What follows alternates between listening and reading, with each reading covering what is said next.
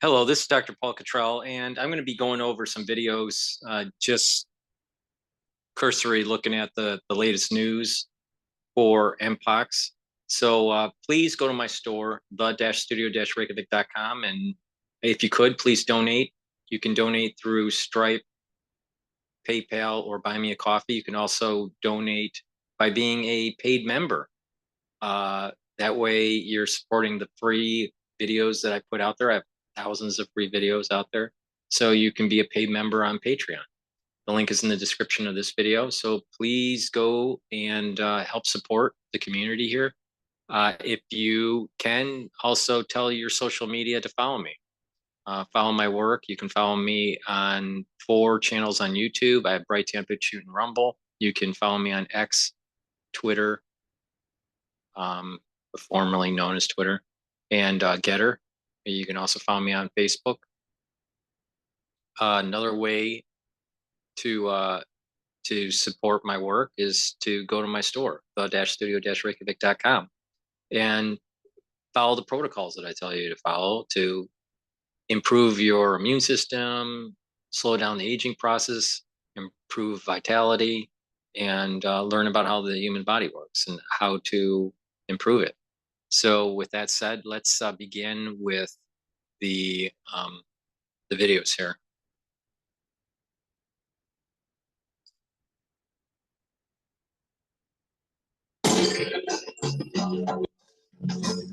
Before her dad let you sit in his chair. Good news from the World Health Organization on the outbreak of the Mpox virus. The WHO saying Mpox is not the new COVID, even though it is considered to be a global emergency. So what exactly does that mean? CTV's Heather Wright is tracking that story for us. And Heather, bring us the details here. What are you hearing? Well, Todd, first of all, this is not a new virus. A lot is known about Mpox, and also it does not spread as quickly as COVID-19. But there is not a lot known about this new strain. Let's get to the facts here. Pox viruses, there's a lot we don't know about pox viruses. We know actually more about beta coronaviruses than we do about pox viruses. The reason being, they code for about 191 proteins. The genome is much larger. Some of the genomes for pox are over 100,000, close to 200,000 pairs. All right, bases. All right, so please, pay attention here. It's really important. Pox viruses are complex. They're much larger, and there's little known about. All right, so, but they're not novel. They're they've been floating around for a while, but they're complex. They have a lot of proteins, and we fully don't really understand. Now, I explained a little bit on how it works. It shuts down the innate immune system, and it shuts down the adaptive immune system. It shuts down the activation of CD4 positives and CD8 positive cells when they're cognated to the actual infected cell. All right. It also shuts down the innate immune system by shutting down intercellular interferon, shutting down the PKR pathway. So it's shutting down the apoptosis pathway. It's inhibiting the RIG pathway. It's inhibiting the OAS pathway, the MDA pathway, MDA5 pathway. So there's lots of things that are happening that this thing's doing, and that's what we know. There's lots of things that we probably don't know about the Mpox and how this thing's work. So what I'm noticing with the media out there is that they're not giving you the full story. They give you a sugar-coated version of it, maybe because of their educational background, maybe because of time for the spot for their particular segment. They're not giving you a little bit more granular level that I'm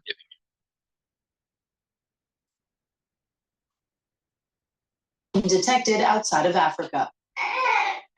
Since Mpox was declared a global health emergency last week, the new variant has been detected outside of Africa, with one case reported in Sweden. But today, the World Health Organization stressed this is not a repeat of early 2020. Mpox is not the new COVID. Mpox is a viral infection that causes lesions and flu-like symptoms. It's usually mild, but can result in death. The virus has been circulating in Africa for decades, with a new, more transmissible version emerging this year. While Mpox cases in Canada are on the rise, the new variant has not been reported here yet.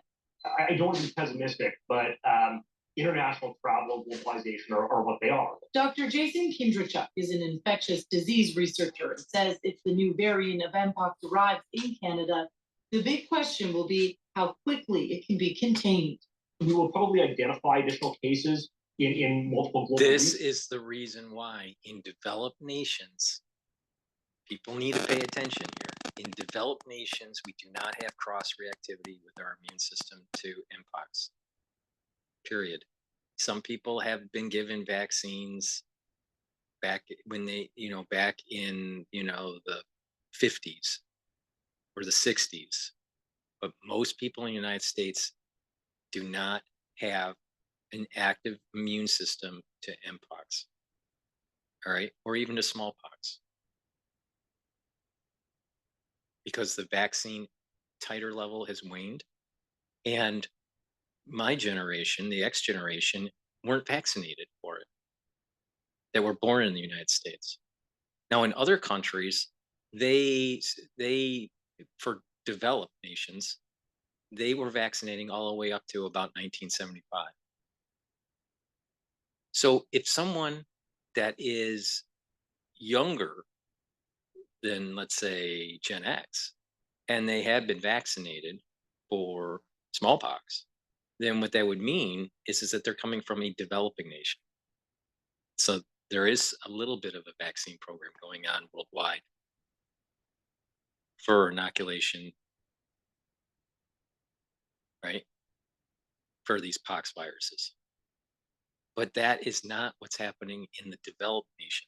And that's why I said that an outbreak, they can't even contain it in a developing nation like Congo.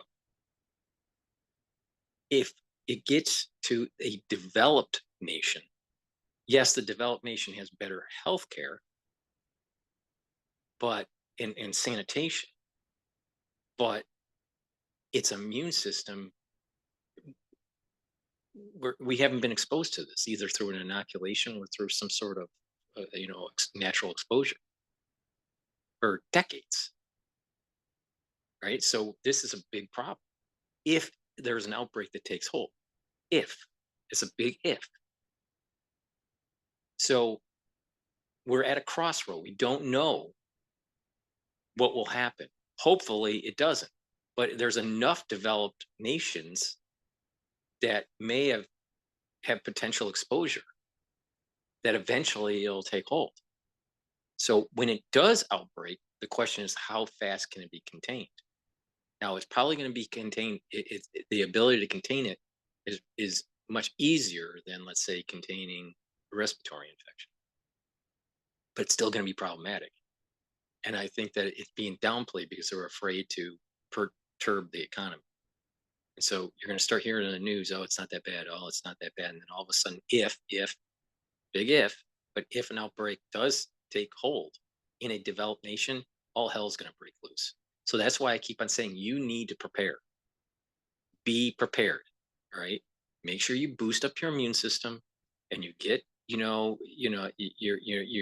just in case things happen, that you have the supplies and you don't have to worry about panic buying and all that. All right. That's a big lesson learned from the crisis that we went through in 2020. So just be cautious. Don't, be super alarmed, but just be prepared. All right. And follow my advice. Structural nanosilver liquids. Structural nanosilver liquids. Take a teaspoon of it a day. It will help to neutralize pathogens in your mouth. It will help to maintain a mucosal barrier. Swish it in your mouth for 20 seconds. I have a max 35, a max 14, and a structural nanosilver solution that's a 30 ppm. All right. Take a teaspoon of it a day, every day. If you're not feeling well, Take a tablespoon or two a day. In addition, take the structural nanosilver gels. I have 2 types, and you put that on your hand. The structural nanosilver gels in your hands, on your arms, on your body, and you're creating a barrier. But it also neutralizes pathogens because of the structural nanosilver. You can put it around your mouth and around your nose, on your face, around your eyes, around your ears. Lightly coat your nostrils, and it stays active for 5 hours. Way better than Perel. You can't do that with Perel. Perel is toxic to your skin, all right, because it'll crack and it will create an entry point. That's what Perel does. It'll neutralize pathogens, right? But it will crack your skin because it's alcohol based. A structural nanosilver gel actually heals your skin and protects it and neutralizes pathogens. That's why I've been telling you, make sure that you have lots of structural nanosilver gel in your house, because you're going to need to apply this on your hands to neutralize pathogens, create a barrier on your skin, and also it's a skincare. So it's actually going to improve your skin. It helps to heal wounds, cuts, abrasions, minor burns. And it's a skincare where, it'll clear your skin and tighten your skin. So it's a win-win. So get a few of those tubes of structural nanosilver gel that I have in my store.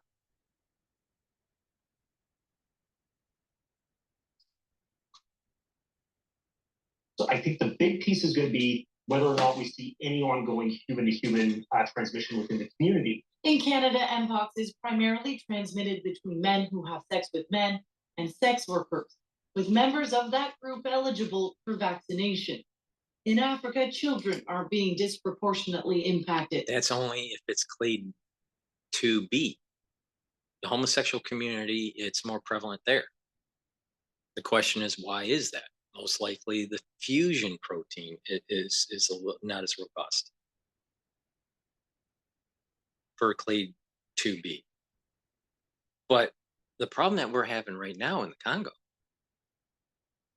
and I heard that it's in Pakistan now and Sweden, potentially even the UK.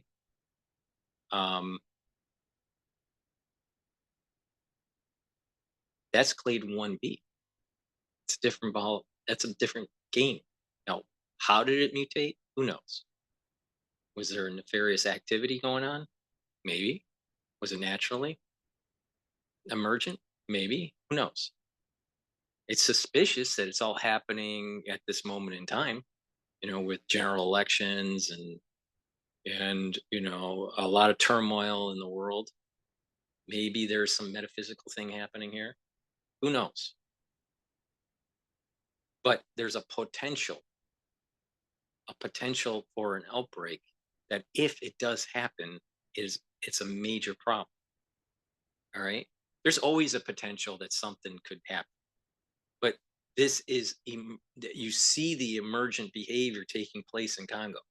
And you're seeing these small case points around the world just starting. Now, maybe it stops. And if that is, great. But if it doesn't, it's a problem. It's a problem. So they're not, this CTV, I guess it's Canadian. They're not even being honest. And this thing was published 19 hours ago. With officials saying 10 million vaccines are needed to meet demand. The company that manufactures the vaccine says it will decide this week whether to ramp up production. Every week we don't switch over, we lose some of that capacity. So what they're gonna do is they're gonna wait to see if they get some funding from WHO or from the government. All right, this is from Cleveland 1 hour ago. I'm recording this on August 21st. Gives you the power of AI to build the website you need with full business functionality. Well, Mpox is on the rise again. The World Health Director General declared the current Mpox outbreak a public health emergency of international concern. Doctors in Cleveland say cases locally are also starting to rise. News 5's Bryn Caswell joins us live from outside university hospitals this morning. Bryn, what have you learned? As of August 15th in the state of Ohio, there are currently 459 cases of Mpox. Now, Cuyahoga County is leading those numbers with 174 of those cases.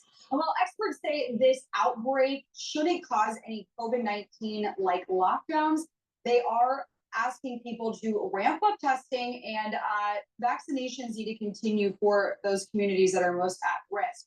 Mpox is a highly contagious viral disease that can cause flu-like symptoms and painful skin lesions. It often spreads through close physical contact. A new strain of Mpox virus has been surging in Africa over the past couple months, leading the World Health Organization to declare an international health emergency, which is its highest alarm I want to level. repeat This is the second This time is in getting recent scary. years the World This Health is getting Organization. scary. August 15th in the state of Ohio, there are currently 459 cases of Mpox. Now, Cuyahoga County is leading those numbers with 174 of those cases. And while experts say this outbreak shouldn't cause any COVID-19 like lockdowns, they are asking people to ramp up testing, and vaccinations need to continue for those communities. I'm playing this with no preparation. Okay, so I just give you my thoughts as they come. All right. So this is 1 hour ago, Cleveland. All right. This is published August 21st, 2024. I'm recording on August 21st. So the same. So this is an hour. Right. Local news in Cleveland.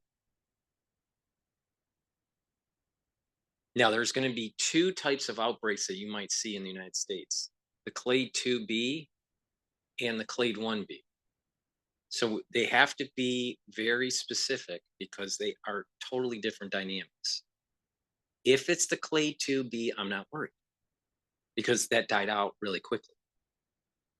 That was what happened in 2022. If it's the clade 1B, I'm concerned. So let's replay and see if she's specific at what the hell is going on in Ohio. Again. The World Health Director General declared the current Mpox outbreak a public health emergency of international concern. Doctors in Cleveland say cases locally are also starting to rise. News 5's Bryn Caswell joins us live from outside university hospitals this morning. Bryn, what have you learned? As of August 15th in the state of Ohio, there are currently 459 cases of Mpox. Now, Cuyahoga County is leading those numbers with 174 of those cases. And while experts say this outbreak shouldn't cause any COVID-19 like lockdowns, they are asking people to ramp up testing, and vaccinations need to continue for those communities that are most at risk. Mpox is a highly contagious virus. So most likely it's the M2B, the Mpox clade 2B cases. She's not specific. Now, if it's clade 1B, this is extremely concerning. All right. I'm just learning this as I'm recording. All right. So you can kind of like feel the train of thought here. You really need to pay attention. And you have to follow what I'm doing. If you don't pay attention to me, it's your own damn fault.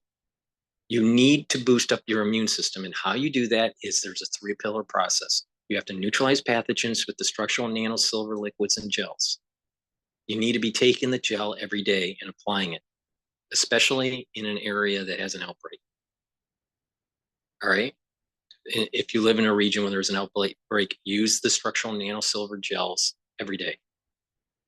You want to make sure that you don't have that chronic inflammation because that weakens your immune system. So you want to take the turmeric and the ashwagandha. Right? By taking the turmeric and ashwagandha, you're going to control your blood glucose levels, and you reduce inflammation vascularly.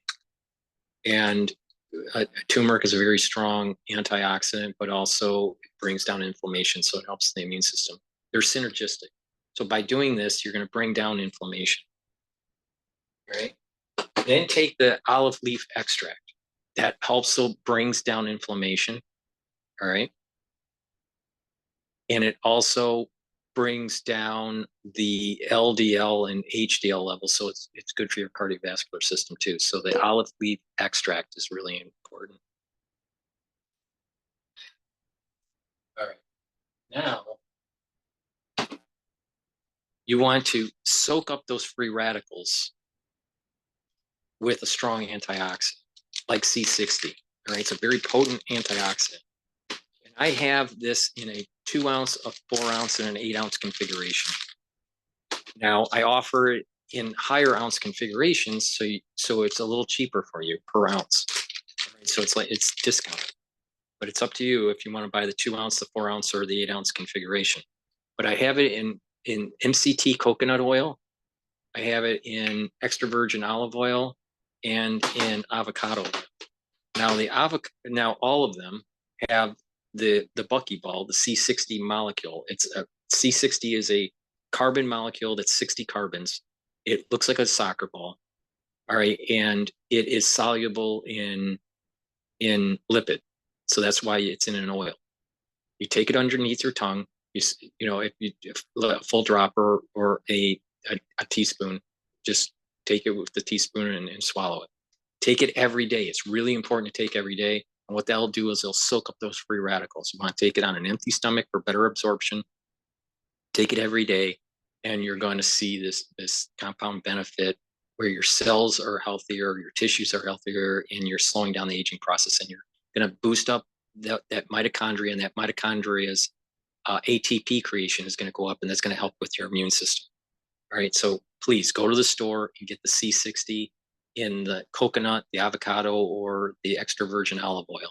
All right, it's really important to take every day. That's a major pillar. All right, now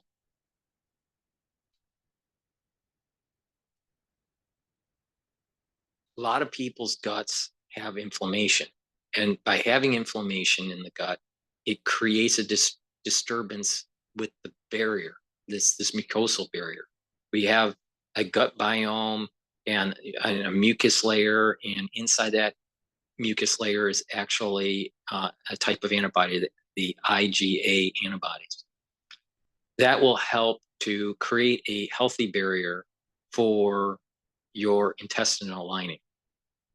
If you have inflammation and a poor gut biome, what will happen is that mucosal layer gets thin, and there's a disruption in the inner lining of your gut, your colon, and your small intestine.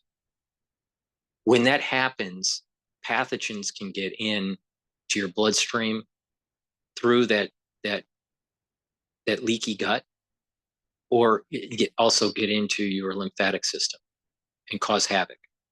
So it's really important to take a good gut biome, to take a good probiotic so you can have a good gut biome. That way you're maintaining a good mucosal layer, right? This is really important, right? A lot of people don't understand this process, but a good gut biome will reduce chronic inflammatory areas of your GI tract. That reduces the chances of contracting pathogens. So please go to the store and get a good probiotic. Right, I have it in a powdered form or in a soft gel form. So that way you're reducing the inflammation of your gut. Now, obviously, boosting up your immune system with vitamin C, really important, especially with the cold season coming. I think that the cold season, which starts in September in the United States, is going to be problematic. All right, so you got to pay attention to me on this, right? It's not just going to be Mpox. It's going to be other things that are popping up. People's immune systems are down because of the crisis that we went through in 2020. So it's really important to pay attention and just follow my lead on this. If you're not feeling well, take a double dose of vitamin C. Make sure you drink it with water, filtered water. Now,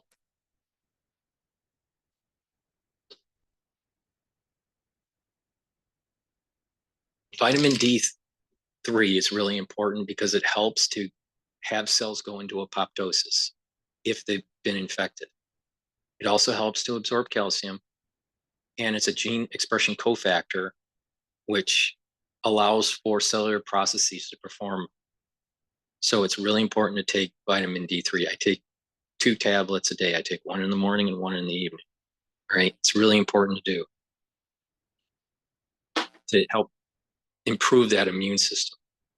But I suspect that most of the cases that are in Ohio are the clade 2B. Without further information here, I suspect that it's clade 2B with most of those cases and not clade 1B. But if it's clade 1B, we got a serious problem in Ohio. I don't think that's the case at this moment, but you just got to be vigilant. This is the point I'm making. If the outbreak takes hold in a developed country, it's a problem because most people in the society do not have cross-reactive antibodies. It's that simple. Disease that can cause flu-like symptoms and painful skin lesions. It often spreads through close physical contact. A new strain of Mpox virus has been surging in Africa over the past couple months, leading the World Health Organization to declare an international health emergency, which is its highest alarm level. This is the second time in recent years the World Health Organization declared this emergency for Mpox. The first was in 2022 when Mpox sickened nearly 32,000 people in the U.S., according to the Centers for Disease Control and Prevention. Dr. Amy Edwards with University Hospital says the 2022 vaccination campaign wasn't successful, which is why a resurgence of cases is happening locally. It just emphasizes that this is a disease that we have to keep an eye on, because we still are seeing people infected with it. We're still seeing people die with it. That potential always exists. And so we just have to. People's immune systems have been trashed because of over-inoculation and the side effects of bad water, bad diet, processed foods, and the pathogen in 2020. All right. So part of the problem here is that we have an immune system that's weakened. And because this virus also helps to shut down the activation of a CD4 positive cells, it adds to the problem. All right. This is part of the reason why kids are more susceptible to this, because kids are in a new environment and they're supposed to build up antibodies and build up memory for their adulthood. So they really need a robust immune system. CD4s are really important, right?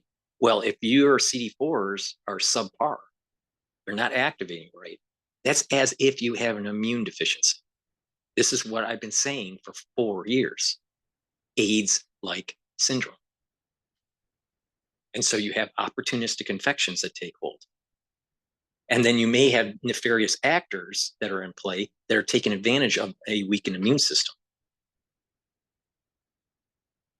I'll tell you, these doctors are not paying attention. They're not paying attention. And especially now with vaccines and treatments available, you can't prevent or treat a disease if you're not diagnosing it. According to the Ohio Department of Health, 5 people in the state have died from Mpox. Again, Mpox spreads when someone who has the virus or open lesions comes in close physical contact with another person. If you think you've contracted Mpox, doctors recommend going to the hospital and calling your primary care physician. From there, treatment will be given and quarantining will be recommended. Again, there is an Mpox vaccine available for people who are most at risk, like those who are immunocompromised, HIV positive, or have cancer. Now, on top of this international emergency, COVID-19 cases locally are on the rise again. Governor Mike DeWine recently testing positive for COVID-19 early Tuesday morning. So there's going to be an increase in influenza, an increase in COVID, an increase in Mpox, and potentially also, other respiratory pathogens like RSV. We may even see another surge of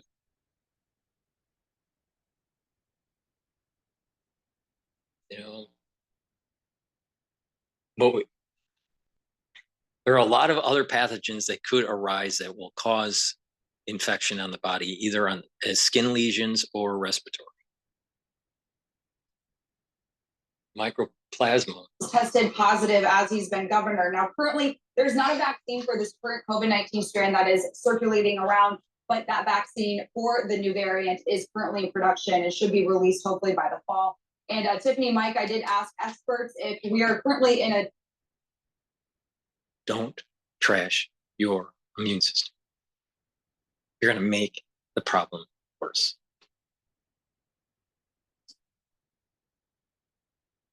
Pandemic with rise of Mpox cases as well as COVID-19 cases, and they tell me we are not. So that's some good news this morning. Yeah, but of course, with kids heading back to school, those COVID cases are expected to go up since we've been in a summer surge. Thanks for bringing us that, friend. Appreciate it. Lovely. Lovely. All right. Here's what viruses to watch out for. All right, let's listen here. Before we do that, I want to do a little. Hello and welcome to the AMA update video and podcast. I want to please go to my store, the-studio-reykjavik.com, and get the high quality deodorants that I have. I have it in citrus, and I also have it in peppermint, lavender, tea tree. This is made from essential oils from the Himalayas. It has no aluminum in it, it has no baking soda in it. It's all natural, very high quality. It also helps to detoxify the body, so it's a dual purpose. It's for males and females, so go to the store and get a couple bars for your household. It's really important because by being able to detoxify your body and use stuff that's all natural, you're going to slowly notice that your body is moving into a better homeostasis with its endocrine system. Our endocrine system and our immune system has been disrupted because of our environment. All right. And we need to take charge and be proactive. So please go to my store and get these all natural deodorants that I have.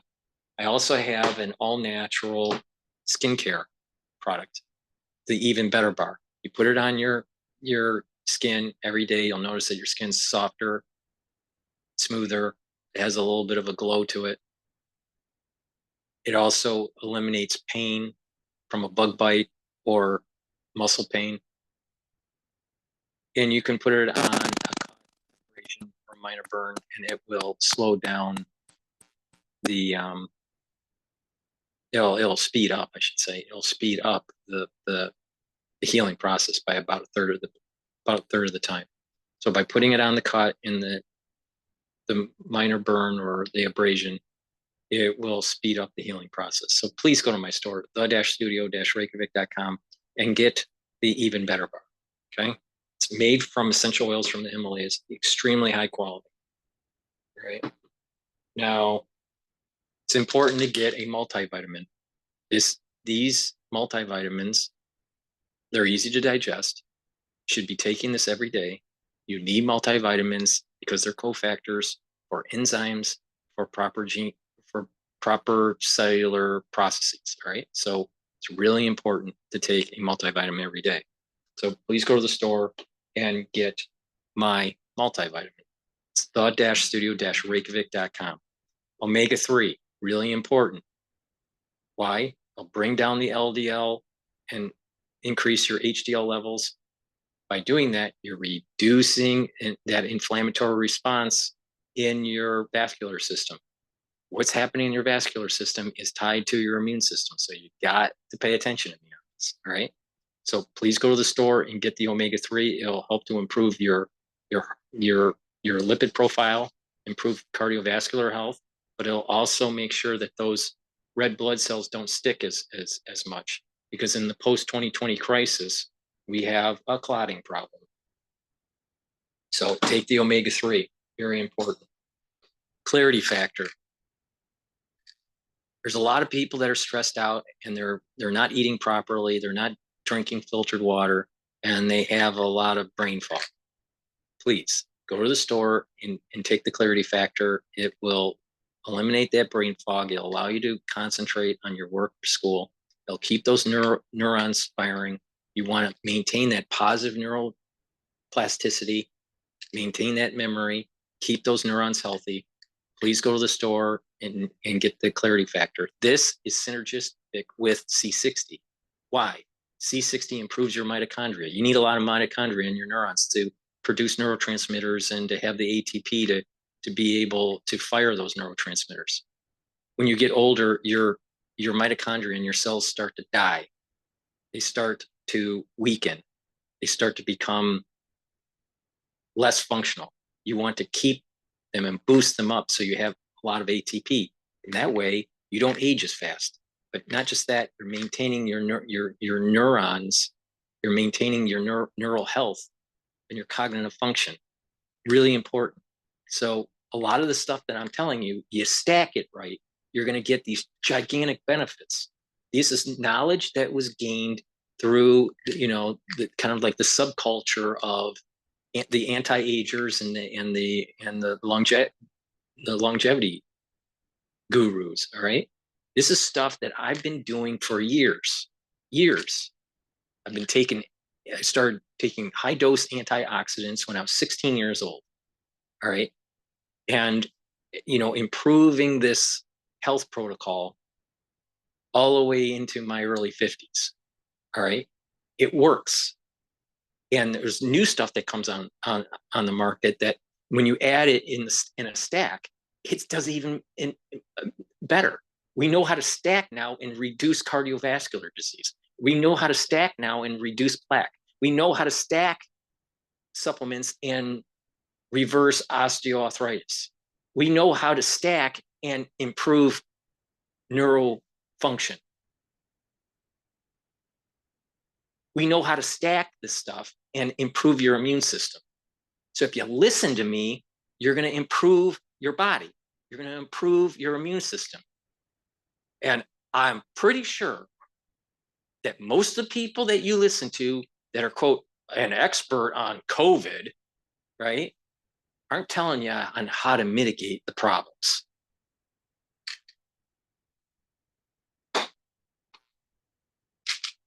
Good night formula, really important. Why? You need proper sleep.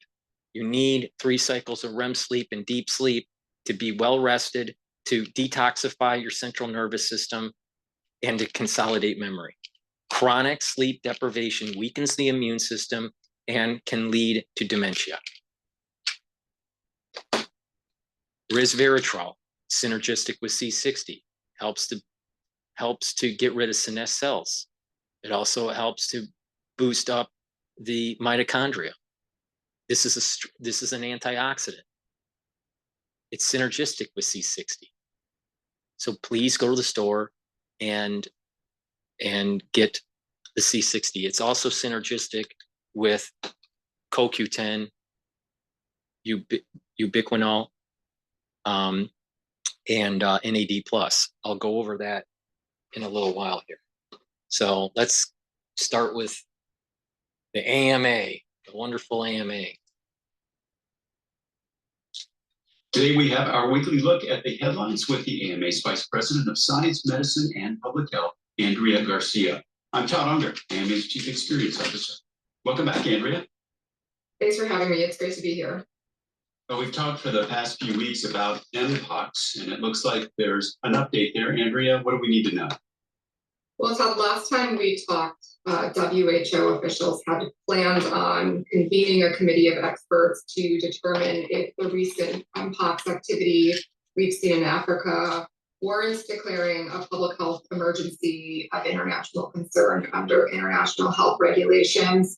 And at that meeting, the committee did decide that it was worthy of a public health emergency declaration. And then last Wednesday, the agency issued this alert for Mpox, and it's the second time we've seen this level of alert for Mpox in 2 years. As a reminder, this is the WHO's highest level of alert. It can help accelerate research, funding, and also international public health measures to help contain the disease. Now, I guess the big news here is this is not the same strain of virus that fueled the alert 2 years ago. And I think from what we're talking about, it might be more dangerous. Can you give us the details on that? Yeah, so as a reminder with Mpox, there are 2 distinct viral clades, clade 1 and clade 2. A strain of clade 2, known as clade 2B, was responsible for the global spread of Mpox in 2022. That has been the only clade reported here in the US to date. Clade 2 is typically less serious. According to the CDC, more than 99.9% of people survive infections with this clade. It's still capable of causing severe illness, particularly in people with weakened immune systems. So prevention, including vaccination, is important. Clade 1, however, can cause more severe illness and death. Some previous outbreaks have killed up to 10% of people who've gotten sick, although more recent clade 1 outbreaks have had lower fatality rates. The strain spreading in DRC and neighboring countries is clade 1b. Clade 1b seems to be more transmissible through routine close contact, including sexual contact. All right, so let's just talk a little bit about what this means to the U.S. at this point. Yeah, in the U.S., Mpox cases have declined considerably since that peak in 2022. The average daily cases actually fell to 0 in the week ending August 1st. And the CDC has confirmed as recently as last Friday that we have no cases of clade 1 Mpox here. However, we learned late last week that clade 1 has been spread beyond Africa. There's a Okay, so if the data that she's saying is correct, which was recorded 6 hours ago or posted 6 hours ago, then that would mean that the cases that are in Ohio are all clade 2B.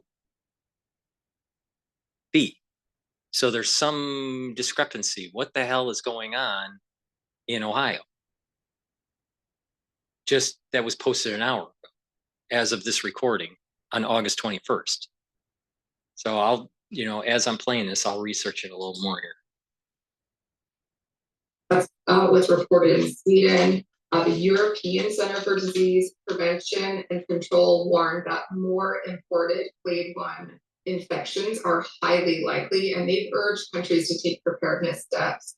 Infectious disease experts have been seeing that it's really only a matter of time before the disease spreads beyond Africa. So this is not completely unexpected. However, it increases the chances that at some point we'll see cases here in the U.S. So, Andrea, with a view to that kind of future, are we prepared? Well, we heard the U.S. Department of Health and Human Services say last week that we are well prepared to detect and manage clade 1 cases that might arise. And we know health officials are monitoring for Mpox through clinical testing and wastewater surveillance. And there's also some reason to believe that we'd see a lower morbidity and mortality rate than in the DRC, and I think that's in part because the Jynneos vaccine something's not right. Something is not right. All right, and the people that are listening, you need to research it a little bit. On August 21st, 2024, Cleveland is saying that there is 459 cases of Mpox across Ohio.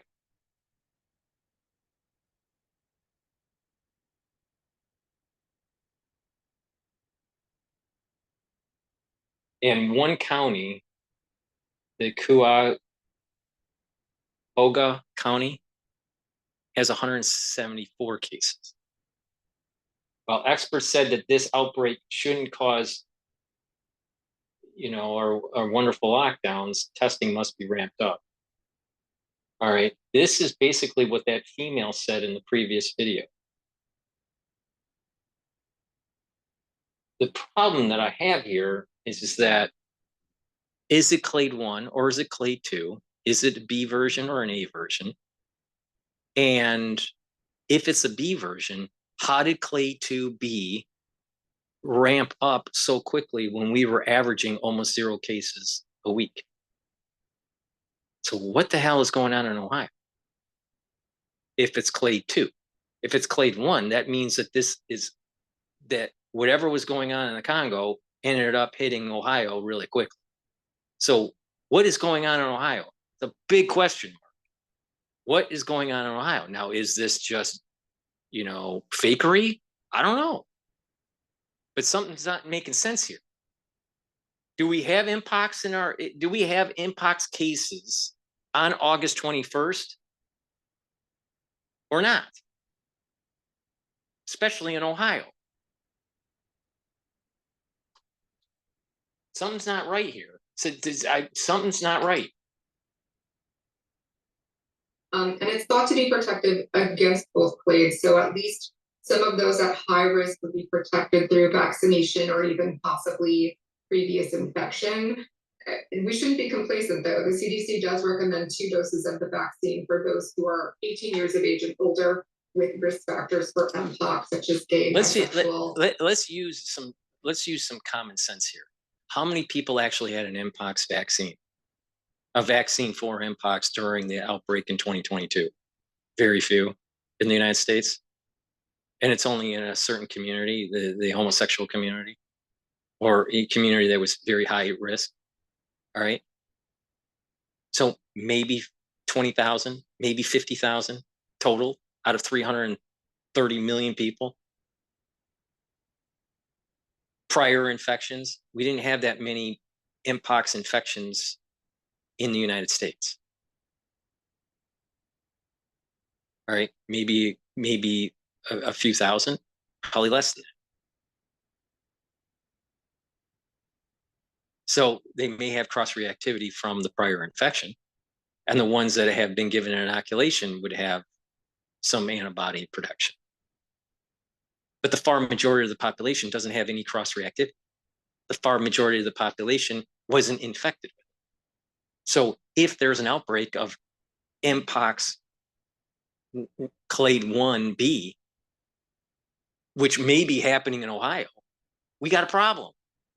What's going on in Ohio?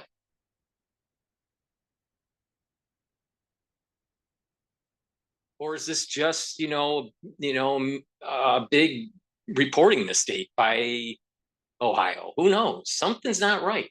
And it just so happens that this situation is in around those states that are super important for the election, the presidential general election. Michigan, Ohio, Pennsylvania, Wisconsin. Those are all really important in-play states. And it just so happens that we have, I don't know, according to this, on August 15th, it's August 21st. Where was it in the news that this thing was, how many cases of Mpox do we have in the United States? And what clade is it? Something's not right. Something's weird. Is this manufactured? If it's real, then it means that it was planted, which means that there was a nefarious activity going on.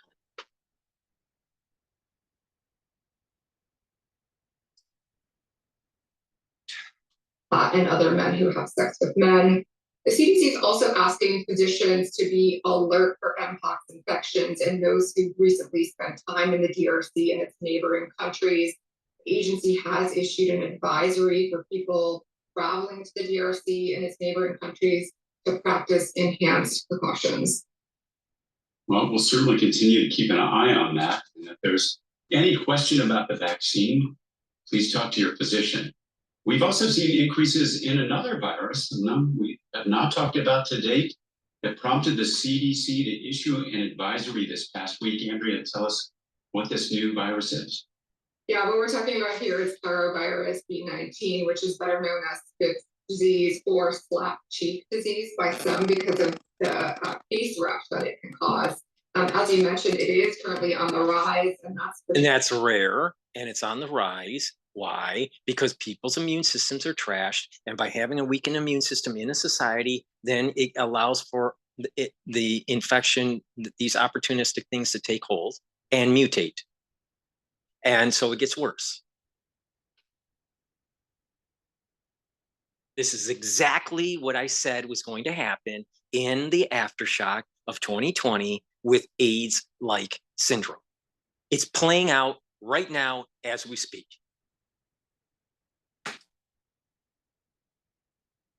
True among children ages 5 to 9.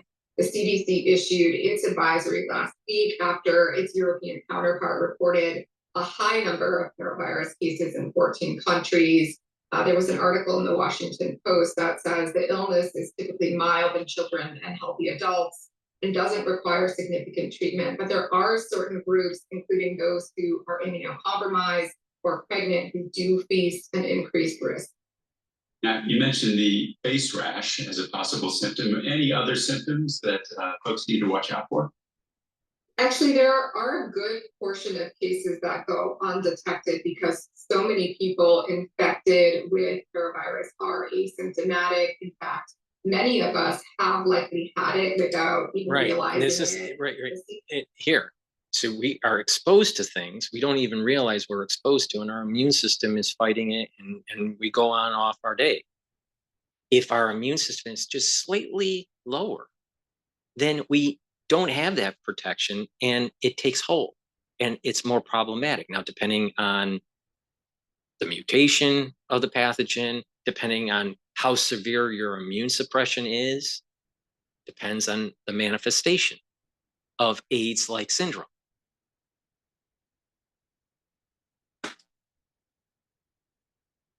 CDC estimates that about 50% of adults have detectable antibodies by age 20, and that increases to more than 70% by age 40. Those who do develop symptoms, the infection usually begins with a fever, muscle aches and pains, cough, a sore throat, and malaise. And then later in the illness, children often develop a facial rash, which can be followed by a body rash and or joint pain.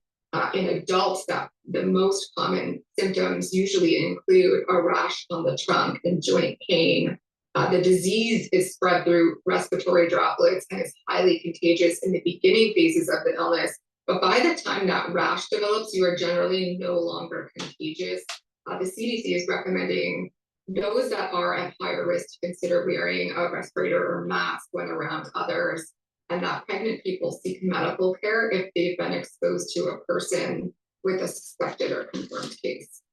Pregnant people. See that word play? Pregnant people. Women that are pregnant.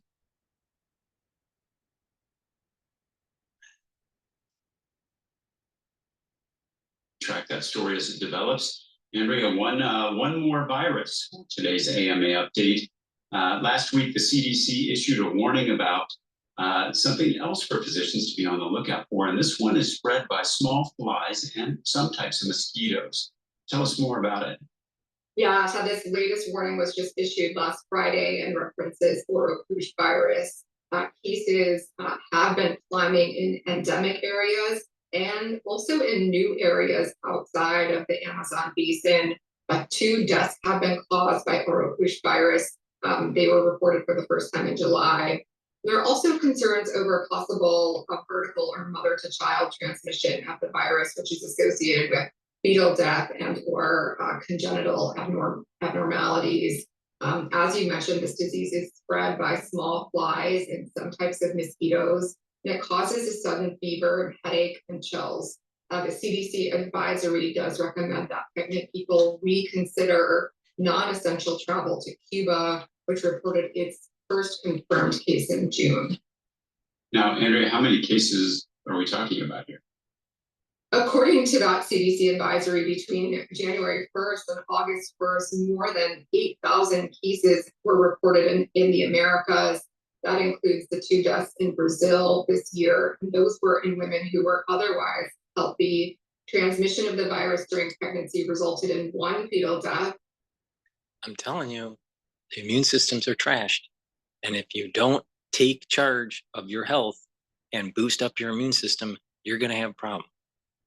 Not only that, a weakened immune system leads to faster aging.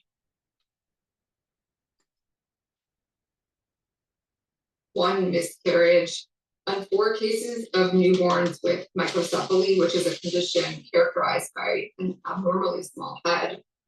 These were the first reported deaths and associated adverse birth outcomes from mother to baby transmission of the virus. So very serious. Is it already here in the US, and is there a treatment available?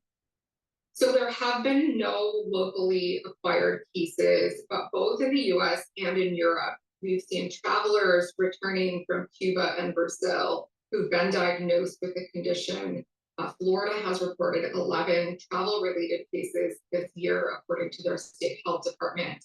There are no vaccines to prevent the disease or medications to treat it.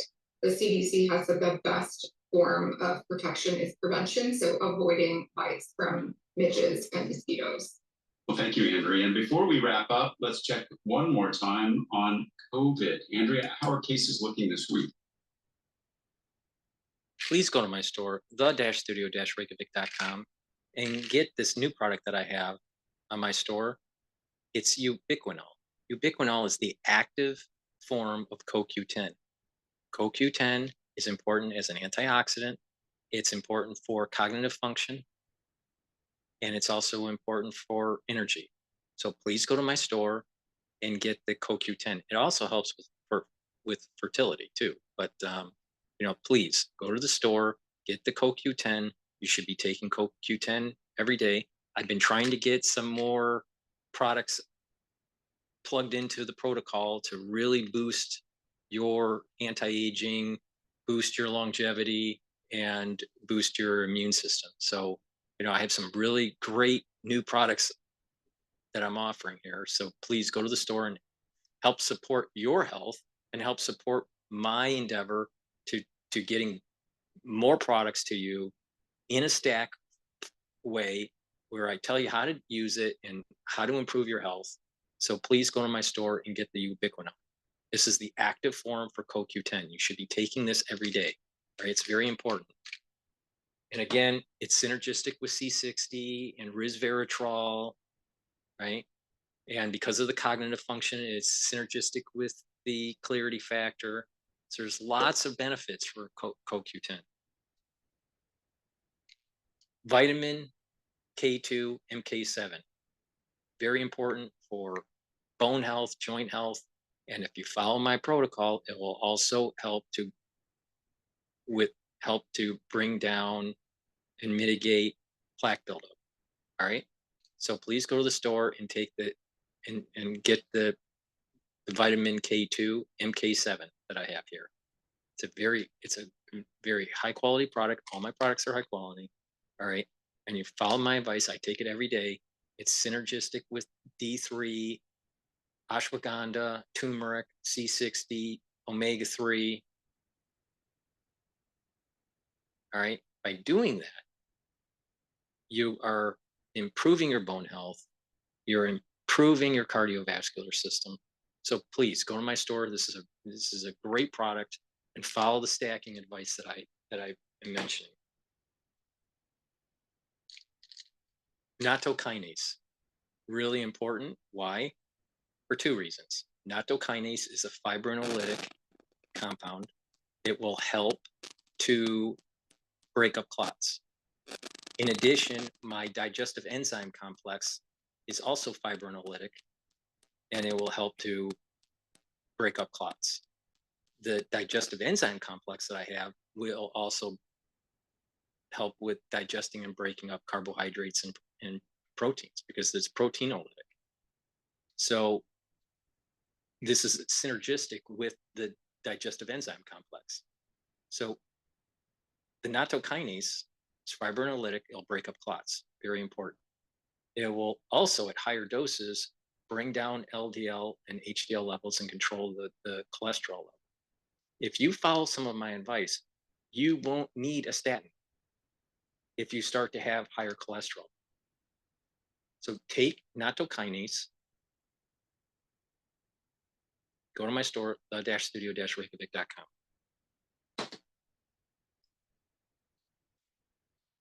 Well, Todd, there was CDC data published late last week that showed the variant Ep43 1.1 is now making up nearly 40% of cases. That's a 14% increase over the last 2-week period.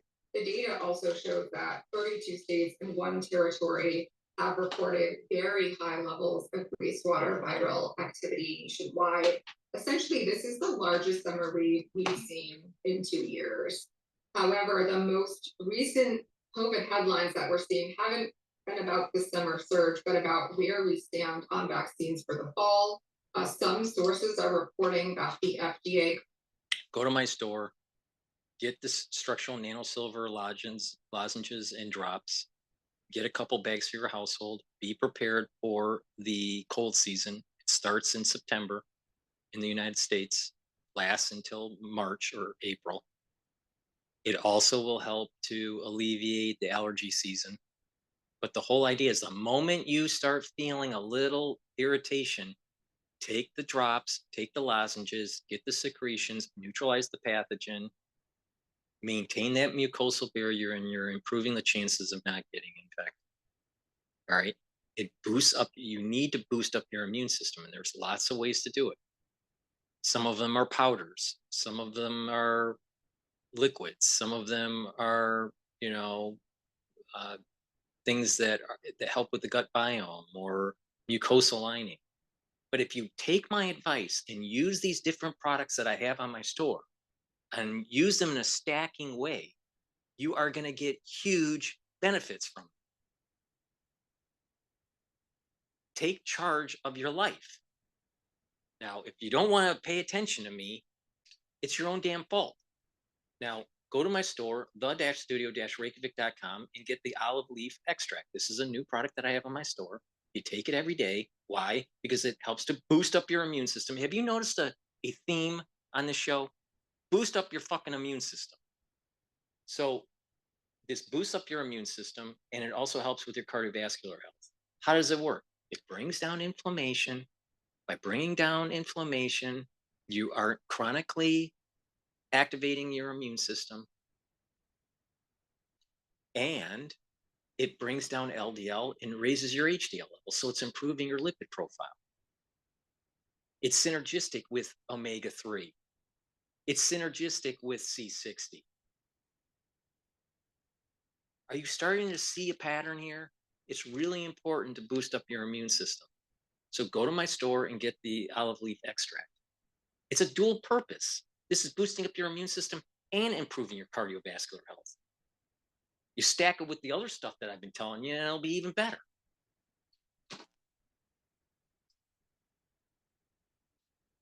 Approve updated mRNA vaccines from Moderna and Pfizer as early as this week. Those target the KP2 strain of the virus. It's unclear whether the agency would simultaneously authorize Novavax's updated vaccine, which targets the JN1 strain. As a reminder, in June, the CDC did recommend that everyone 6 months and older receive both an updated COVID vaccine and a flu shot this year. I'm definitely ready to get both of those as soon as they're ready. So thank you for that update. AIDS-like syndrome is a weakening of the immune system. And if you over-inoculate, you weaken the immune system. Yeah, I'll tell you, there's so many stupid people out there. There's so many, and and they're supposedly educated. Thailand has reported a suspected first case of the new and more transmissible strain of Mpox.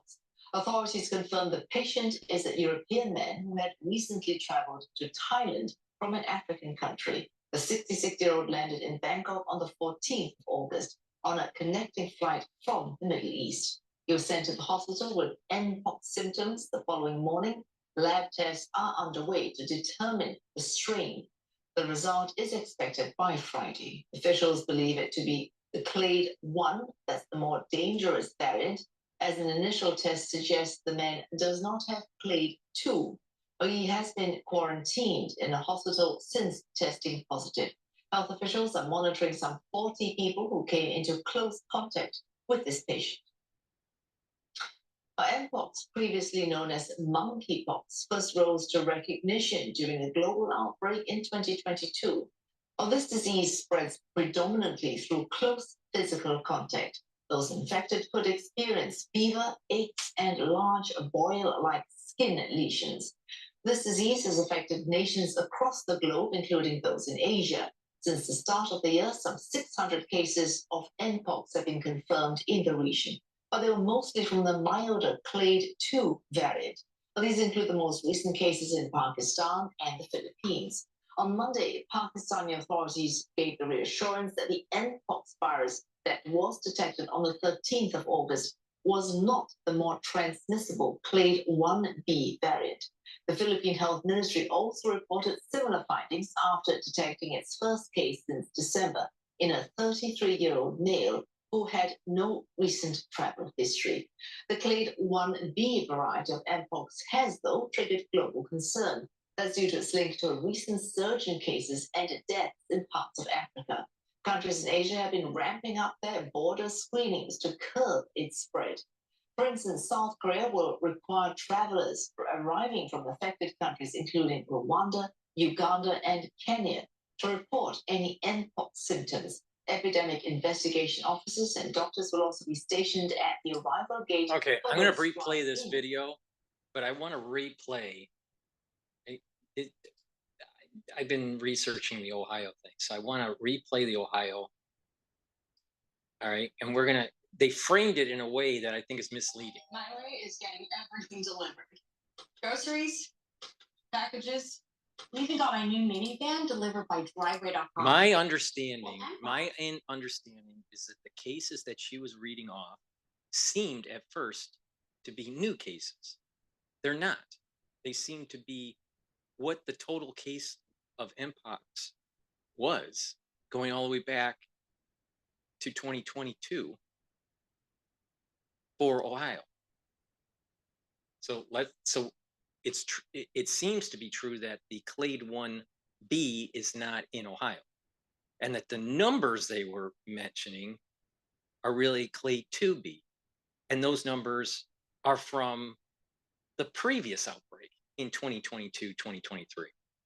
Okay, but let's pay attention really carefully on how they frame it, because if you don't pay attention, it makes it seem as though there's a current clade 1b outbreak in Ohio. And that was the reason why I was concerned. So let's just pay attention to this. Is on the rise again. The World Health Director General declared the current Mpox outbreak a public health emergency of international concern. Doctors in Cleveland say cases locally are also starting to rise. News 5's Bryn Caswell joins us live from outside university hospitals this morning. Bryn, what have you learned?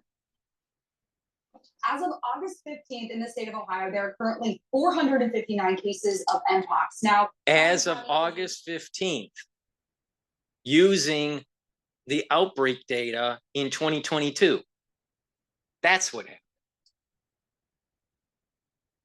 Those numbers with 174 of those cases. And while experts say this outbreak shouldn't cause any COVID-19 lockdowns, they are asking people to ramp up testing, and vaccinations need to continue for those communities that are most at risk. Mpox is a highly contagious viral disease that can cause flu-like. Why is it It often spreads through close physical contact. A new strain the past couple months, leading the World Health Organization to declare an international health emergency. Okay, so what it is they framed it in a way where it made it seem, if you're not paying attention, that it was new cases. It's not new cases. There's no new cases. It's just cases that they've had going all the way back, and they're all clade 2Bs. All right, so now at least this is the whole idea of doing these types of recordings. So you see me working in real time, all right? I'm not worried about what's going on in Ohio at this moment in time, because they're just using old EpiCurve data and just giving an accumulative number going all the way back to 2022, all right? So there's no new outbreak in Ohio, even though it kind of, on the surface, if you're not paying attention, it makes it seem as though there might be, all right? So there's a kind of a little bit of a desire maybe by the local news to spruce this up a little bit in terms of, is this a problem? Now let's step back. Let's just be rational, and let's be logical here, all right? And not panic, but to be prepared. We need to boost up our immune systems. You need to make sure that you have, supplies and medications and food and all that. You don't have to over prep. Don't get into a panic buying mode. No need for that. But just be aware. All right. If, and it hasn't happened yet, but if there is an outbreak in the United States or in developed nations like Europe, we have a big problem because we don't have cross reactivity with Mpox in most of the population. All right. That's a fact. That's a concern. And the other problem is that we've been painted into a corner with the crisis in 2020 where our immune systems have been trashed. And the, quote, the professionals, the WHO, the CDC, they're all recommending certain type of things for you to do that potentially may exacerbate the situation. Okay. All right, now let's go back to what Asia is doing, because there's something happening in Asia. Thailand has reported a suspected first case of the new and more transmissible of Mpox. Authorities confirmed the patient is a European man who had recently traveled to Thailand from an African country. The 66-year-old landed in Bangkok on the 14th. All right, so Bangkok. So, all right, so there was a Congo traveler to Sweden. I'm not sure how it ended up in Pakistan. And then now we have, I think she said Singapore. Let's replay that. The suspected first case of the new and more transmissible strain of Mpox. Authorities confirmed the patient is a European man who had recently traveled to Thailand from an African country. The 66-year-old landed in Bangkok on the 14th of August on a connecting flight from the Middle East. He was sent to the hospital with Mpox symptoms. And remember, this person is European with not the cross-reactivity that I'm talking about in a developed nation. Right, so he's contracting it and he's traveling all over the frickin' world. All right, this is a problem right here. Ohio is not a problem. This is a problem. The following morning, lab tests are underway to determine the strain. The result is expected by Friday. Officials believe it to be the clade 1, that's the more dangerous variant, as an initial test suggests the man does not have clade 2, but he has been quarantined in a hospital since testing positive. Health officials are monitoring some 40 people who came into close contact with this patient. Mpox, previously known as monkeypox. So let's just say with the potentiality that this person was infectious and that let's say the R0 value was 2.44. Okay. That means that there's going to be a few in that 40 that potentially may have it. Now, it will be great if they don't. But if one or two of them do, problem.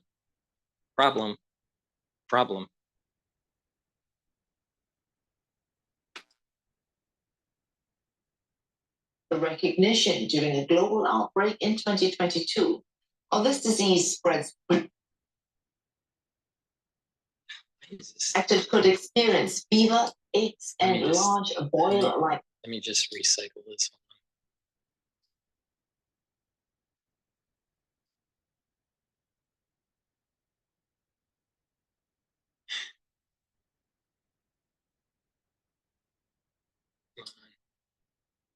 Thailand has reported a suspected.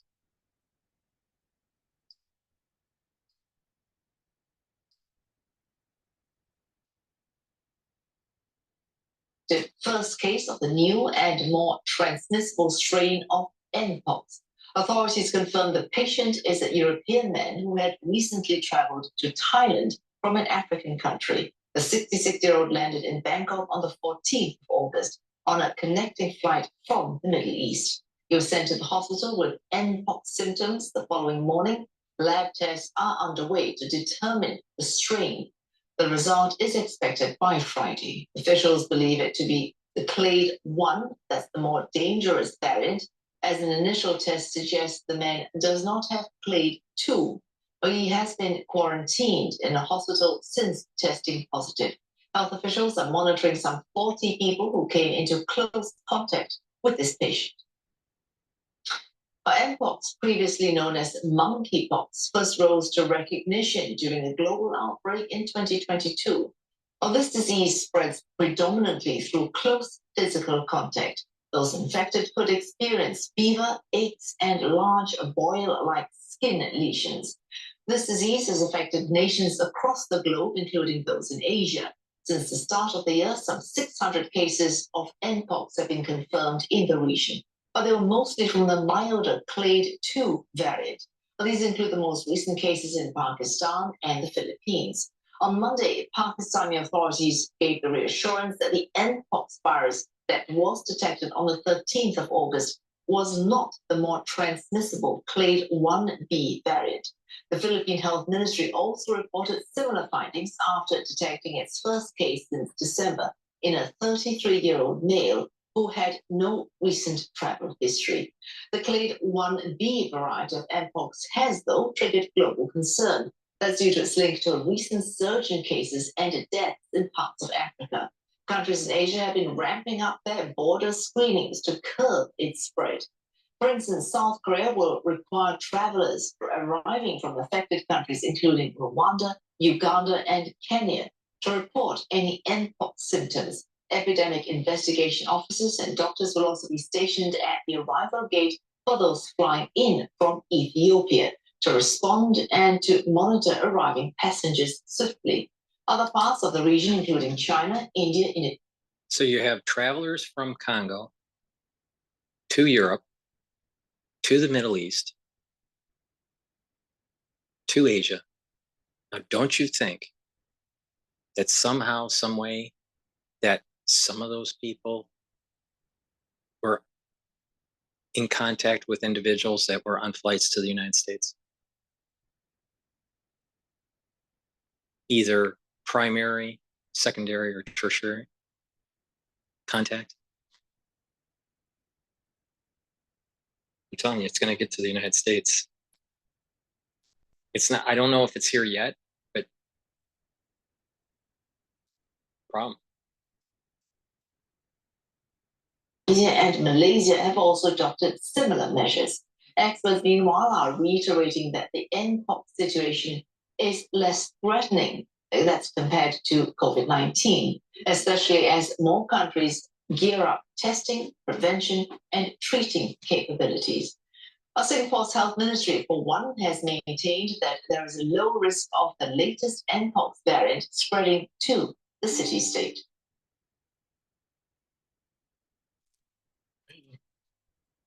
Wonderful. Right, what do we got here? Emergency.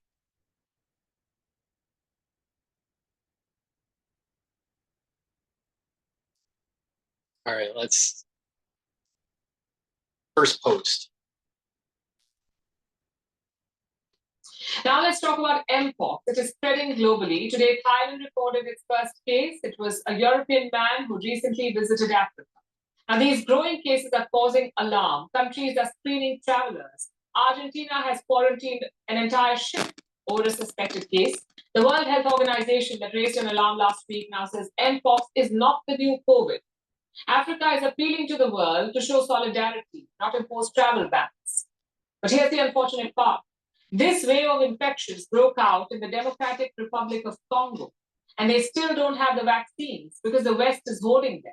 They're sitting on vaccine stockpiles. Shares of Mpox vaccines have surged by 40%, but Africa has no shots. Our next report tells you more.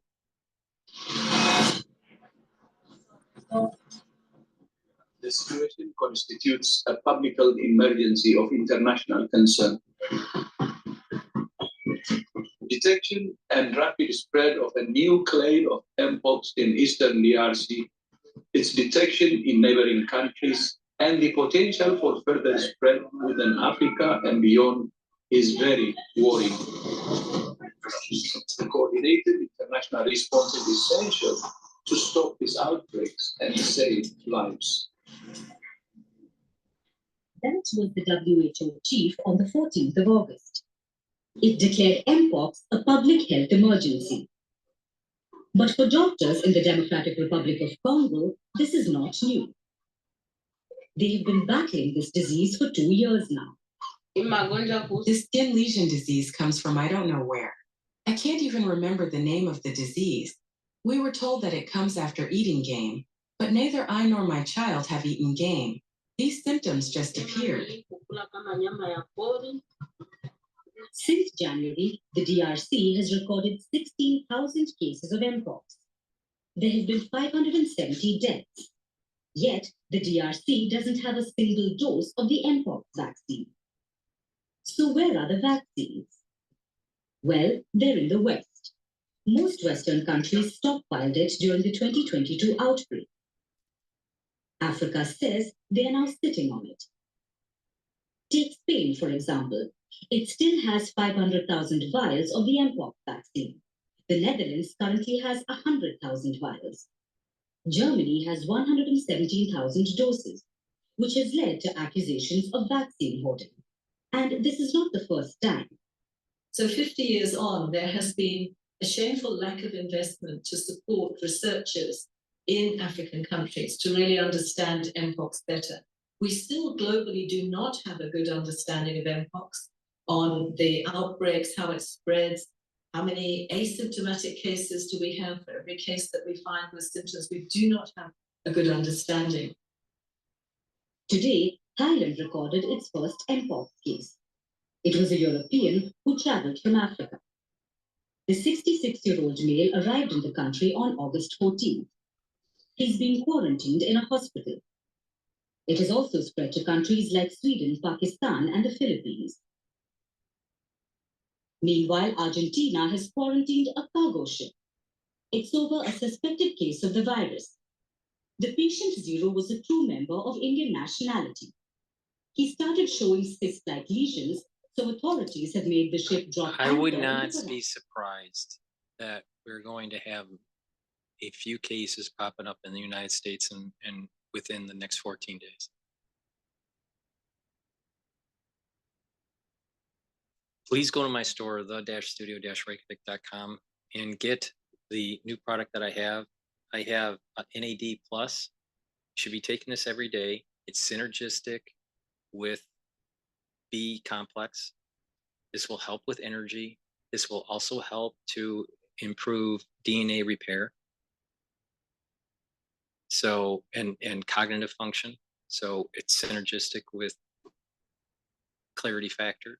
Again, I believe in the concept of stacking and the idea of providing supplements that have dual purpose. So take NAD+ every day as part of a daily routine. It's going to help to slow down the aging process because you're going to have more energy. You're going to have better recovery when you do workout. You're going to have better cognitive function, and you're going to be able to repair your DNA. So this helps to repair DNA. So please go to the store and get the NAD+.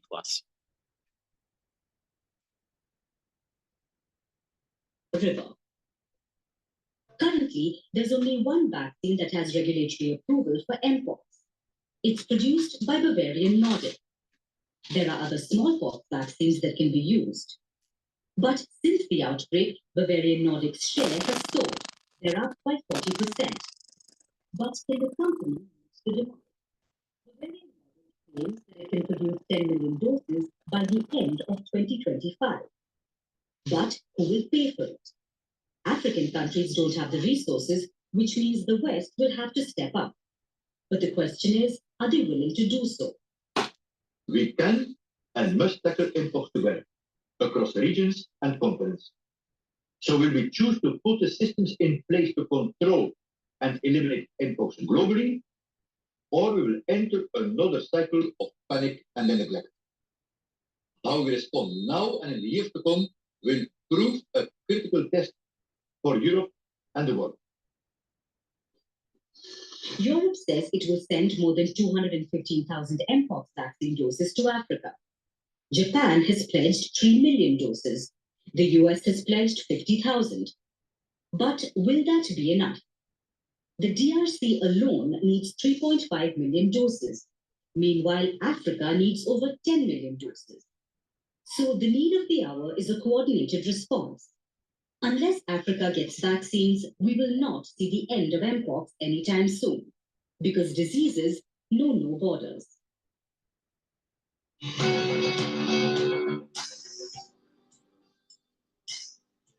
Across continents, one powerful news source.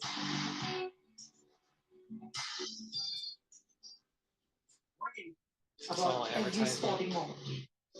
Yeah, it's all advertisement. All right, that's wonderful. All right, let's.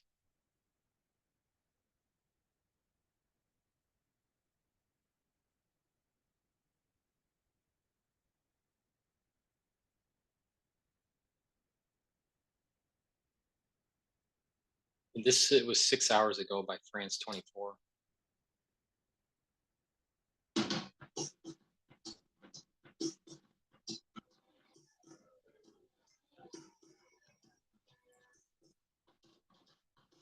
Now, you are the head of the Epidemiology and Global Health Division at the National Institute of Biomedical Research in the DRC, which is, of course, the epicenter of this outbreak. How does this outbreak, in your opinion, compare to past outbreaks of Mpox? Thank you so much, Anna, for this opportunity to talk to people regarding Mpox. So I think the current outbreak is really important compared to the past outbreak, as we see a huge increased number of cases since 2023, and also the new dynamic of transmission that we are seeing. We knew that Mpox was a zoonotic disease, so most animal to human transmission and less human to human transmission.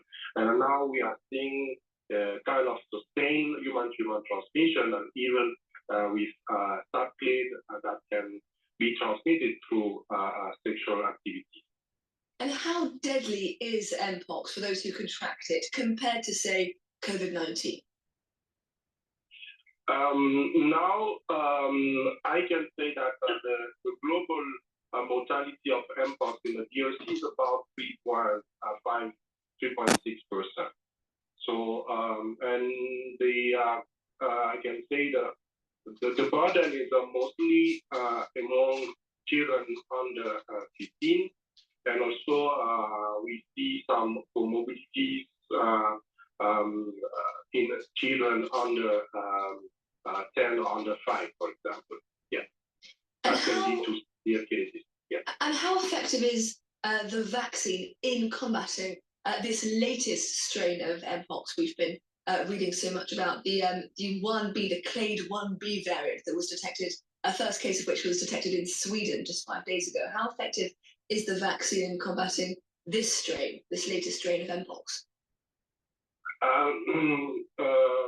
For the moment, we don't know exactly how effective can be the vaccine. We know that the vaccine can provide a good immunogenicity, but there is no So once in a while, I'll view some of the comments, and one of the comments came up on a new video that I released that I was doing with TCK, and I'm going to read it to you, the comment, all right? And I'm going to prove that he's not paying attention to what I'm saying, right? So this person writes, if you got the smallpox vaccine, you have your titers checked. Mine is very high. Well, of course you need to check your titers.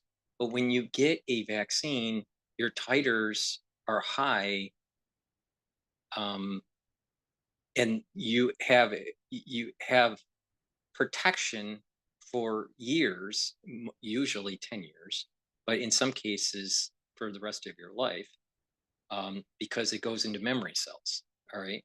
But the thing is that depending on when you had it, depends on if you still have protection. So depending on if you had a smallpox vaccine, which was probably the cowpox version and not some of these newer versions that are out there, then you might have higher titers, but that may have been a recent inoculation. So when did you have, when was the recent inoculation? So let me reread this, all right? Because this guy doesn't know this person that wrote the content is wrong. If you got the smallpox vaccine, have your titers checked. Of course, you should have your titers checked, all right? But if you, all right, and then he goes, his is very high, titers. No problem for me, okay? But doesn't say when he had it, when he had the inoculation. If it was recent, of course you're going to have higher titers and you're going to be okay, because there's going to be cross reactivity to the Mpox, right? That's the whole point. That's the whole point of this cowpox version inoculation, because there's cross reactivity to Mpox. All right. The problem comes in is when did these individuals have it? And majority of the people in the United States that did not come as immigrants recently, most of the people in the United States, they were born in the United States, do not have a smallpox inoculation. Gen X didn't have that. Gen X didn't get smallpox vaccinations. They stopped they stopped before. I think they stopped in 70 or 71, something like that. All right, maybe even 69. My parents, the baby boomers, they had it, but they had it so long ago that their titer levels are super small and their memory cells may not activate. So that's the reason why you have to take your titer level. So let me reread his comment again. If you got the smallpox vaccine, when did you get it? Have your titers checked. Of course. That's par for the course, right? His is high, but he doesn't say when did he take it. And then, no problem for him. Well, you know what? You might have a problem if your titers are low, if you had it, but it depends on when you were inoculated. If you were inoculated in 2022, you don't have to have a problem. You don't have a problem, because you'll most likely be okay. There'll be cross reactivity to clade 1B, most likely. But that's not the far majority of the people in developed nations. Developed nations, most people do not have, they either did not get the inoculation, like the Gen Xers and younger, or if you were a baby boomer, you had it so long ago, then you most likely, your memory cells have died off and your titers are low. Now, there's some people that may have been in military service and they, had kind of a booster of it. All right. Their titer levels may be there or in high or memory cells in higher concentrations. So it depends on when they were inoculated when they were a kid, and if they were inoculated later, if they did military service. So the nuance here is way more than some person making a statement. And I've been very forthright on trying to show the nuance of this stuff. The bottom line is that in developed nations, the far majority of the population, that's Gen X and younger, have not received vaccinations for smallpox. That's a fact. The ones that did either were in military service or they immigrated to the developed nation, and it was part of their immigration package of immunization. So those people will have it. But the far majority of the population in developed nations don't fall in those categories. They didn't do military service. The far majority are not baby boomers, and they're not immigrants. Now, then you add in the illegal immigration that's going on in the United States. Who knows what was happening in developing nations? Were they inoculated or not? You don't know. But the point here is that even if you were inoculated when you were super young and you're a baby boomer and you didn't do military service and you didn't have a booster, chances are you didn't, your memory cells are pretty poor and your titer levels are pretty low. So that means that your susceptibility is much higher. The developed nations has a problem. Now, this person, did they do military service? Did they come to the United? I'm assuming this person is in the United States. I don't know. Is this person in a developing nation where they still do the vaccination program? There's a lot of nuance here. And by teasing out the nuance, you start to understand the problem that I'm trying to convey. The far majority of the population has never either had an inoculation for smallpox, which would have cross-reactivity to Mpox, didn't do military service, didn't immigrate from a developing nation, and if you happen to have had one when you were younger, let's say the baby boomers, the chances of it being robust and protective is low because your titer levels are low because you had it when you were a child and you're now 70 or 80 years old. Now, you think your titer levels are really high when you're in your 70s? Wake up. It's about nuance. That's the whole point here, is to pay attention to the nuance. Now, does he really think I don't know what I'm talking about? Because I'm pretty sure I know what I'm talking about, because I've been able to convey the nuance. If I didn't know what I was talking about, then I wouldn't be able to convey the nuance. What it is that you got a lot of people out there that want to pretend it's not existing, or that they're special and they'll be able to be protected. Because if you notice how he said it, my titers are high and I have no problem. Well, why is that? Is that because that's what you want to believe? Or is it that you had a recent inoculation during the 2020 crisis? Or that you immigrated recently? Or you're from a developing nation that has a vaccine program for smallpox? Which one was it?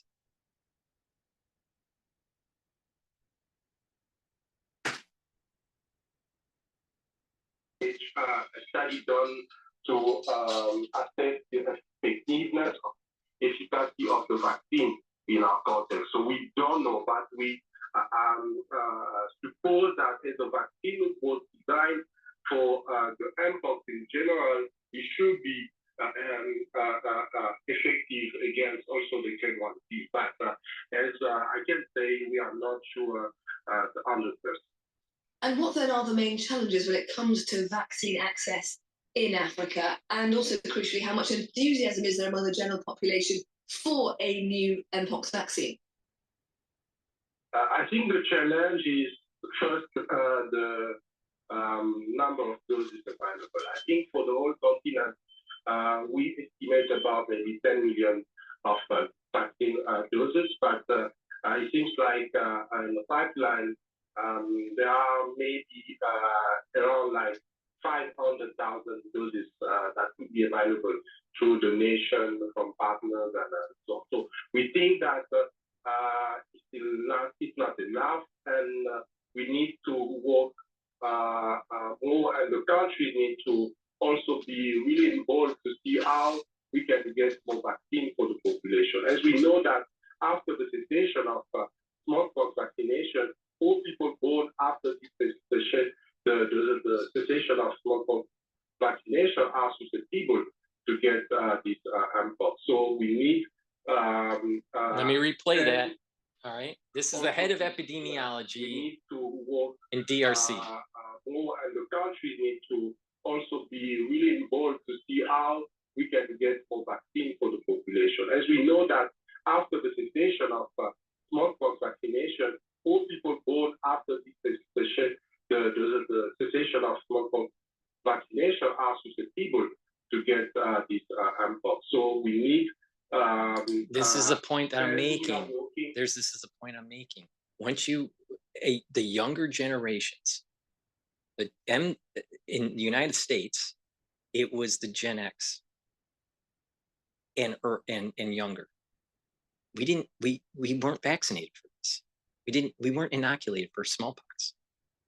It was my parents' generation.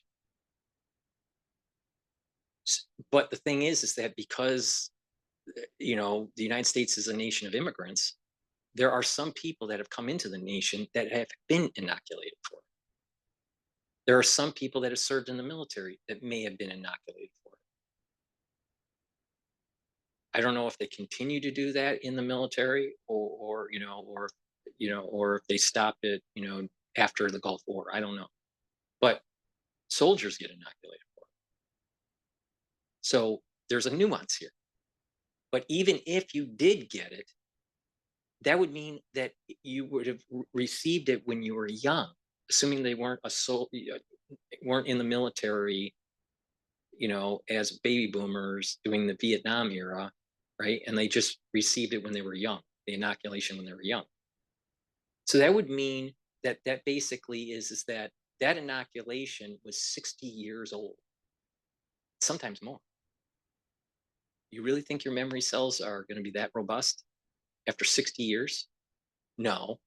Now, let's say in the case where they did military service, all right?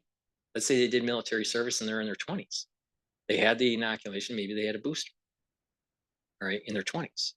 So, all right, so during the Vietnam era, all right, and now they're 70. Let's say they're in their 70s or 80s. So if they're 70 years old, then that would mean that that this inoculation is 50 years old. If they're in their 80s, 60 years old. See my point? The titer levels would be radically down. So it depends on the nuance. When did you get the inoculation? If you ever got the inoculation. Because to activate those memory cells, if you have very, very low concentration, it's going to take days, 7 days or more. Not a 4-day response or a 3-day response. If you have high titer levels of antibodies, which would not be the case for someone that's in their 70s or 80s, if they received an inoculation when they were a kid, or even if they were in the military, it's not going to neutralize it right away. It's going to take days. If the memory cells activate.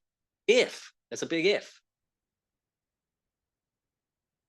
To think that you're 100% covered immunologically when you're in your 70s or 80s on something that you've been exposed to when you were, young through an inoculation.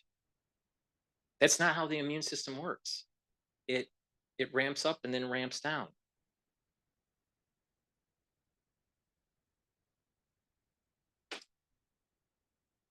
People think the problem is that there's too many people that think binary.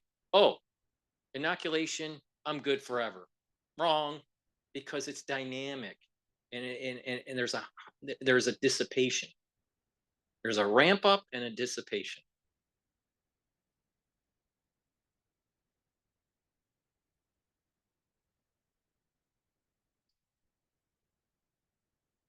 To see how we can also improve case management. Blessed Mbala, Associate Professor at the University of Kinshasa School of Medicine. Thank you so much for speaking to us today. I tell you, people need to pay attention. Pay attention. Now, in the developing nations, when there was some sort of vaccine program going on, that was, some sort of inoculation program that was going on, you may have some younger generations having some sort of immunology to smallpox and cross-reactivity to Mpox. Okay, that's good, right? But not enough for herd immunity, because if there was herd immunity, why the hell is there an outbreak in Congo? And we sure as hell don't have herd immunity in the United States. for the reasons I just said. I'll tell you, it's just people need to wake up. They're just like, they're not paying attention. They're not paying attention.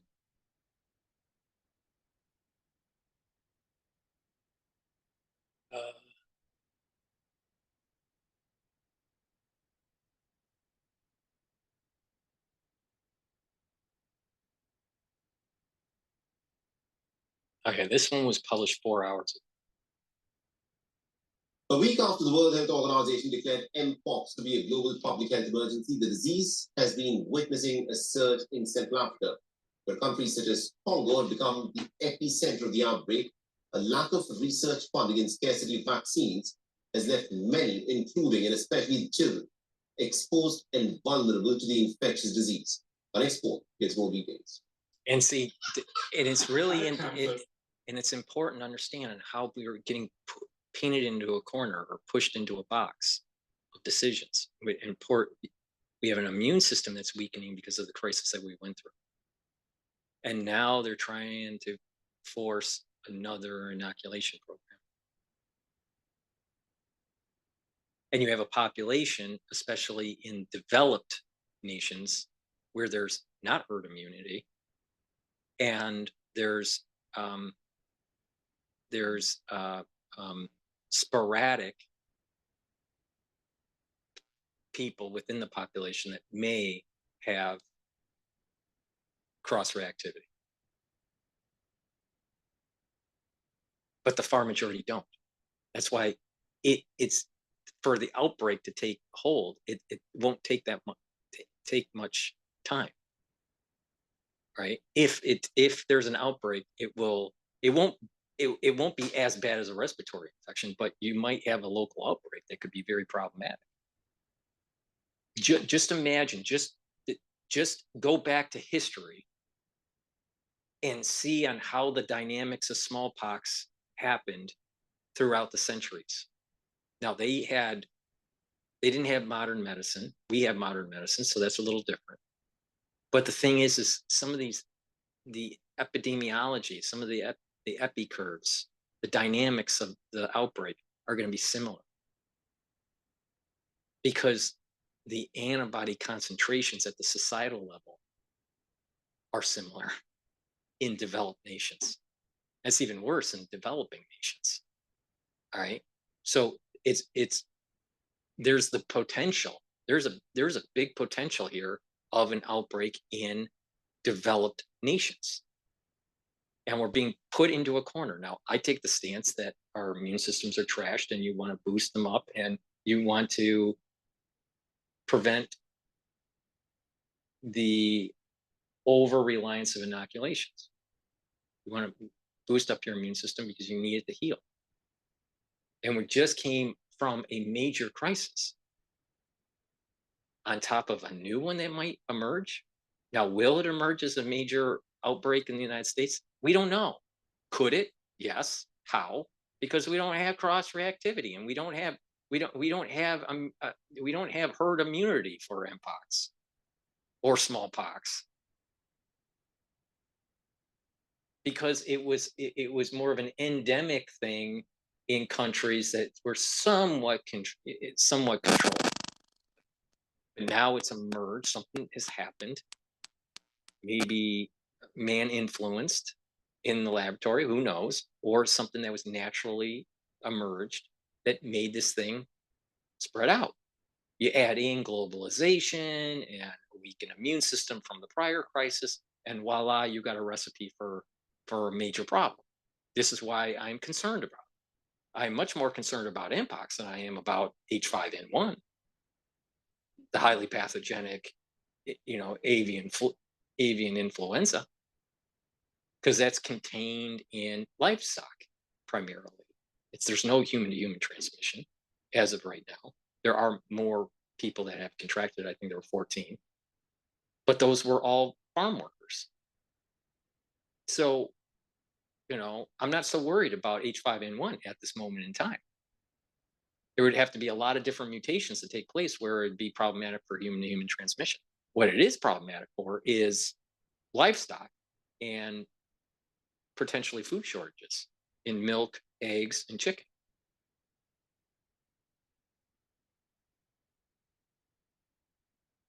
But thinking that Mpox is not a problem, people won't be paying attention until their community starts to see an outbreak. And then everyone's going to get scared because people are superficial, and there's going to be scarring, and there's going to be problems on the horizon.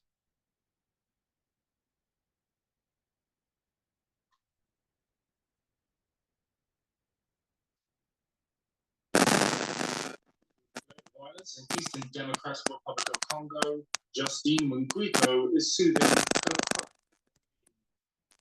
She's a woman who needs answers around Mpox. This skin lesion disease comes from I don't know where. I can't even remember the name of the disease. We were told that it comes after eating game, but neither I nor my child have eaten game. These symptoms just appeared.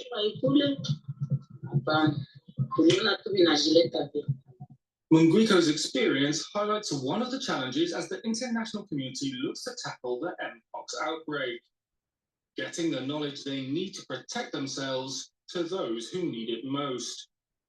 Her son is one of approximately 27,000 cases of Mpox in Congo's current outbreak, which began in January 2023, causing an estimated 1,100 deaths, mainly among children.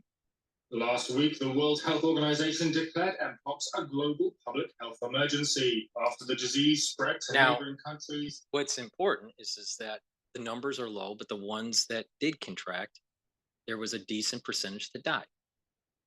There's also, because we're superficial, there's the scarring and the facial deformities and the skin deformities and all that because of the pox.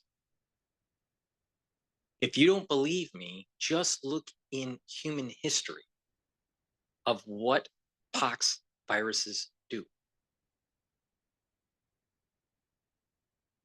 Putting your head in the sand and thinking that this is not going to happen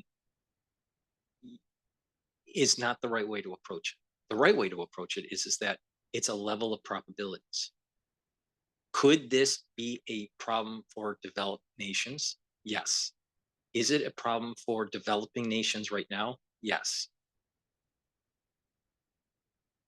Is it a guarantee that it will be a problem for developed nations? No. It's not a guarantee that it'll be a problem. And we don't even know really the full epidemiological dynamics when it does take hold, because we have we have low cross reactivity in the population, very low. All right. So it could take hold. So let's say it does take hold, and it's just, let's say, 100,000 cases in the United States. That 100,000 is going to launch the CDC to do forced vaccines for smallpox. And and that there's cross reactivity for Mpox and smallpox.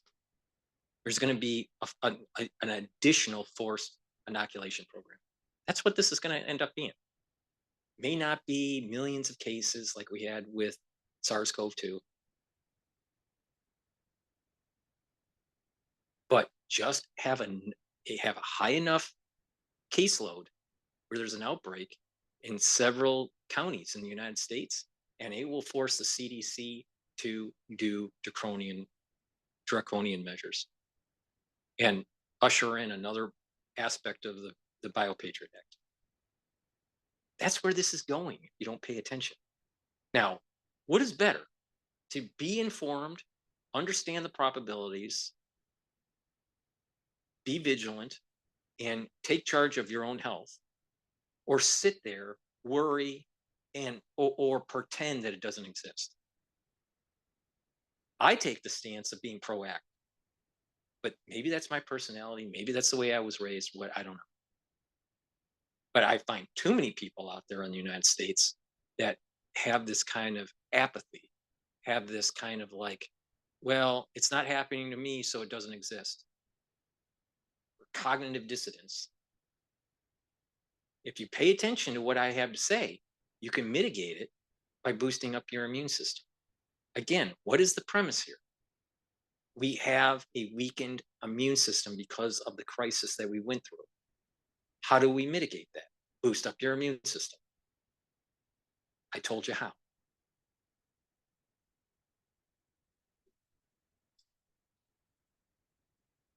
And outside the continent. But it's communities like Munguicos that are most exposed and in need of support. The right information has to get to those immediately at risk, says Associate Fellow at Chatham House's Global Health Programme, Dr. Ebere Okereke.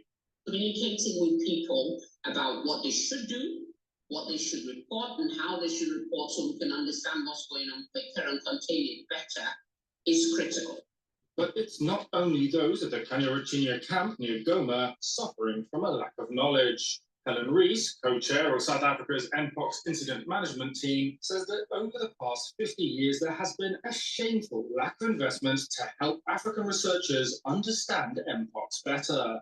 We still globally do not have a good understanding of Mpox on the outbreaks, how it spreads, how many asymptomatic cases do we have for every case that we find with symptoms. We do not have a good understanding. Back at the camp, there are some efforts underway to inform. On Monday, residents gathered to hear a health worker from aid organisation MedAir explain how to avoid infection. We thought there was no medicine, said one attendee, clutching a leaflet. I'm glad to hear it's curable. For all the latest news, download the Vion app and subscribe to our YouTube channel.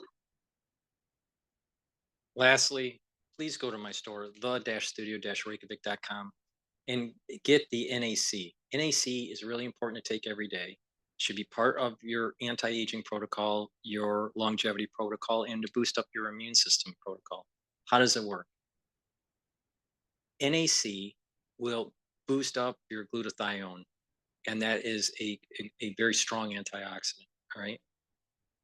Reduces the stress in the cell. It also helps with brain function and mental health, all right? So people that are depressed, a lot of times if they take NAC, may improve their depression or their mood. In addition, brain function is improved. It's synergistic with clarity factor, right? So you can stack it, right? That's important. So please go to the store and get the NAC. It also helps the detox. So it's very important to take every day. All right. It's one of those things that you should stack. You should be stacking it with like resveratrol and the C60 and the clarity factor and these other things that I said. Now I know that not everyone wants to take or can afford to take everything I offer. I understand that. That's why I give you these little tidbits on how to stack it, like do substacks to get benefit out of it, to squeeze every single dollar that you put into supplements, how you get the max benefit from it. All right. So please go to my store and get the NAC. It'll bring up your glutathione. That will help bring down the cell stress, and it's a strong antioxidant, synergistic with C60. It'll help with brain function and mental mood. So please, it's really important to take charge, detoxify your body, and move your health forward. So if you need to help detoxify your body and bring down that stress level, and you need the glutathione and all that, take the NAC. It's really important to take every day.